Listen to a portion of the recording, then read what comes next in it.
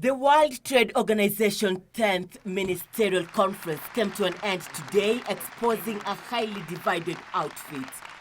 The four-day meeting was yesterday forced to extend its sittings after member states failed to agree on a ministerial declaration. Today, the divide was obvious between the developed, developing and least developed economies. Representatives from the developed countries hailed the agreement on information technology and the gradual removal of food subsidies as some of the major achievements achieved during the meeting. Agreed on a package of outcomes that will have a positive impact on developing countries, and in particular the LDCs, as was our common aspiration.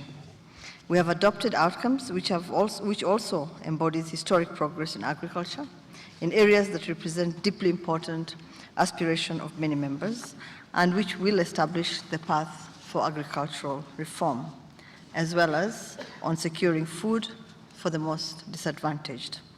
And we have been able to agree on a ministerial declaration which reaffirms the centrality of the WTO in the international trade scenario, which highlights its fundamental contributions to economic stability in the past 20 years, and which sketches the path forward for its future work. On the other hand, developing countries raised concern over alleged lack of commitment from developed economies to phase out export subsidies and implement the Doha Development Agenda.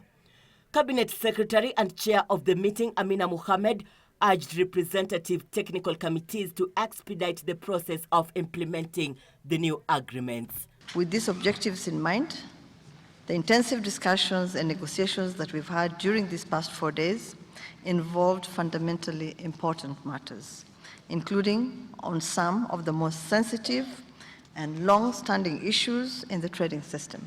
WTO Director General Roberto Azevedo said developing and least developed nations have presented a united front to protect the interest of global trade.